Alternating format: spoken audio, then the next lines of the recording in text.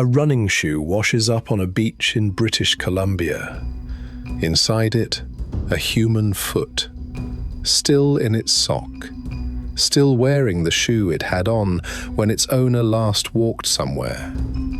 No leg, no body, no name. Nothing to explain how a foot arrives on a beach, intact, inside a sneaker, without the rest of a person attached to it. That was August 20th, 2007. Then it happened again.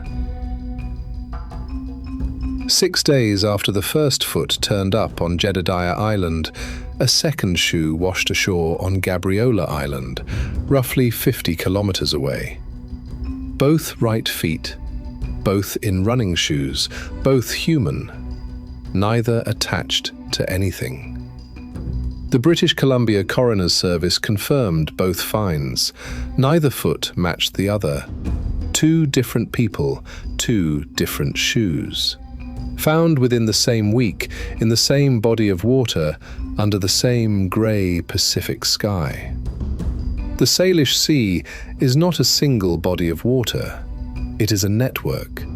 The Strait of Georgia, the Juan de Fuca Strait, Puget Sound, braided together between British Columbia and Washington State, bordered by Vancouver, Victoria, and Seattle.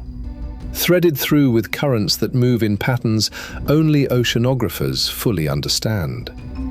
The currents in those channels do not behave the way most people expect. Objects dropped in one location do not wash up nearest to where they fell in. The water circulates. It holds things, moves them in long arcs, deposits them months or years after they entered, at beaches that seem to have no relationship to where the journey began. By the end of 2008, 4 more feet had been found. A 5th right foot in February. A left foot, the first left, in May. Then another pair, close together, later identified through DNA as belonging to the same person. The first time both feet from a single individual had been recovered. By 2023, the count had reached 22 detached human feet recovered from the Salish Sea region, the majority in British Columbia, several in Washington State. 22 feet. Most of them in running shoes, most of them right feet, most of them discovered by ordinary people. A couple walking a beach, a child picking up what she thought was washed-up debris. Each time a foot was found, the British Columbia Coroner's Service and the RCMP opened a file. DNA testing, dental matching against missing persons databases, analysis of the shoe's make, model, and manufacturing date to establish the earliest possible entry into the water. Methodical, slow work. Conducted against a missing persons list that, in the Pacific Northwest, is hundreds of names long. Over time, some of the feet were identified.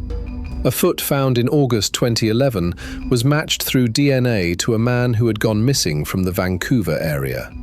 Investigators found no evidence of foul play in his case. The same conclusion was reached repeatedly. The people whose feet were recovered had, with no identified exception, died before entering the water. The Pattullo Bridge in Surrey, British Columbia, spans the Fraser River. It is one of several bridges in the region with a documented history of suicides. The Second Narrows Bridge, the Lions Gate Bridge, bridges over Puget Sound tributaries further south.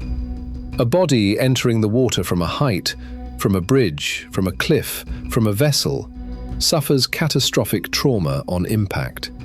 The trunk, the heaviest and most hydrodynamically resistant part of the body, tends to sink. The extremities, and in particular the lower legs and feet encased in modern athletic shoes, do not. Modern running shoes are designed with foam midsoles and airtight construction. They float. As soft tissue in the ankle and lower leg decomposes, a process that in cold Pacific waters can take months, the natural articulation of the joint gives way. The foot separates, and the shoe it is wearing keeps it at the surface. This is not a theory. It is the explanation that forensic scientists, oceanographers, and the BC Coroner's Service have all converged on. There is no mystery in the mechanism. The mystery is who, and where they went in, and why.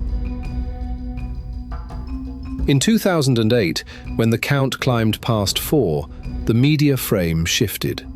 Serial killer, dismemberment, someone, somewhere, cutting feet from victims and depositing them at sea.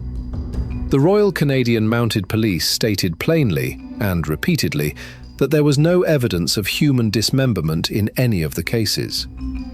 That statement was not what people wanted to hear. The forensic record was clear on one specific point.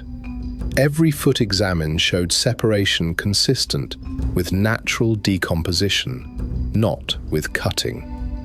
The bones of the ankle showed ligament detachment, not saw marks or blade trauma. There was one exception. In 2008, a foot was found near Campbell River that, upon examination, turned out not to be human. It was a skeletonized animal paw, a bear's most likely, placed inside a running shoe. Someone had done it deliberately, whether as a hoax or a dark joke is unknown. The hoax briefly dominated headlines and pushed legitimate investigative reporting aside for weeks.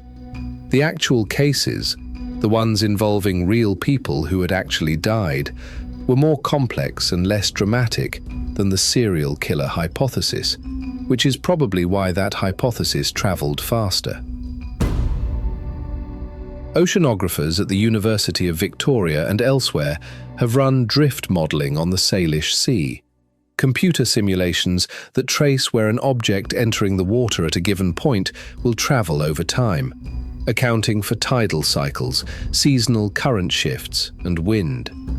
The modelling suggests that most of the feet likely entered the water somewhere in the greater Salish Sea basin, not in the open Pacific, not along the outer coast of Vancouver Island, but within the enclosed network of channels and inlets where the currents loop and hold.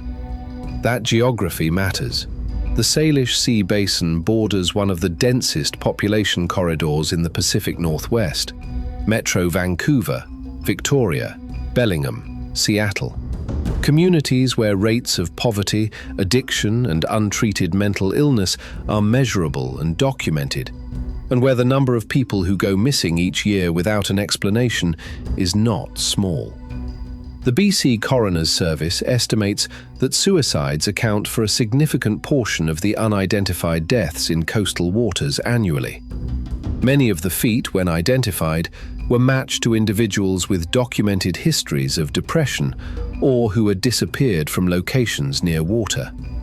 None of the identified cases involved confirmed homicide, but not all of them have been identified. As of 2023, multiple recovered feet remain in the BC Coroner's Service database without a match, without a name, without a family that has come forward, without any documented missing person whose DNA aligns. Those are the ones that keep the file open. Someone entered the Salish Sea. The water held them long enough for their foot to separate and find a beach, and no one, anywhere, has filed their name. 3 explanations have been advanced for the Salish Sea feet, and the documented evidence supports all of them, partially, at the same time. The first is mass casualty events.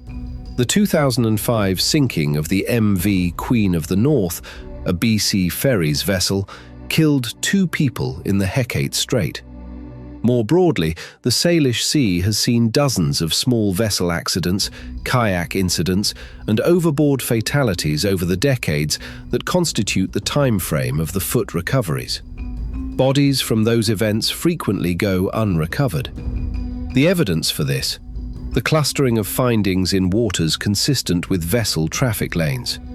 The evidence against it: most of the identified feet belong to people with no documented connection to marine incidents. The second is the bridge and height entry hypothesis, the most widely accepted. The evidence for it is the forensic consistency across cases. The decomposition-driven separation, no blade marks, no evidence of binding or restraint on any foot. The shoe type. Running shoes are the most commonly worn footwear in North America. If someone walks to a bridge in the clothes they have on, they are almost certainly in running shoes. The evidence against it, the sheer number of feet, 22 over 16 years, is high relative to the number of confirmed bridge-related deaths in the region where bodies have not been recovered. The third is the simplest and the most uncomfortable. The Salish Sea is enormous, it is cold, and it does not give up most of what enters it. What the feet represent may not be an anomaly. It may be an artifact of buoyancy, the only part of a drowned person that floats long enough in a container durable enough to reach a shore. The RCMP and the BC Coroner's Service continue to accept submissions. DNA profiles from unidentified remains are held against the National Missing Persons DNA Databank, waiting for a family member's sample to arrive and complete the circuit. Some of those profiles have been waiting since 2007. The beach on Jedediah Island, where the first shoe was found, is reachable only by private boat or float plane. There are no permanent residents. On August 20th, 2007, the person who found it was a visitor, a woman walking the shoreline in the morning.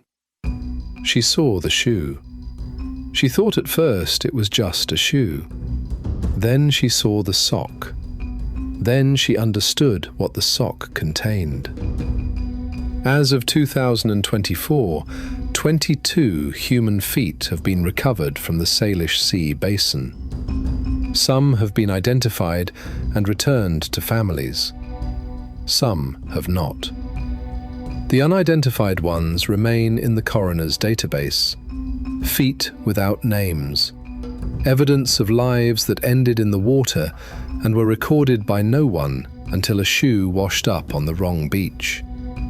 No murder, no serial killer, no dismemberment ring operating out of the Pacific Northwest. Something arguably harder to look at. A region large enough and cold enough and busy enough with human suffering that 22 people could enter its water, and the only evidence most of them left behind was a shoe. The woman on Jedediah Island that morning picked up the shoe. She called the authorities.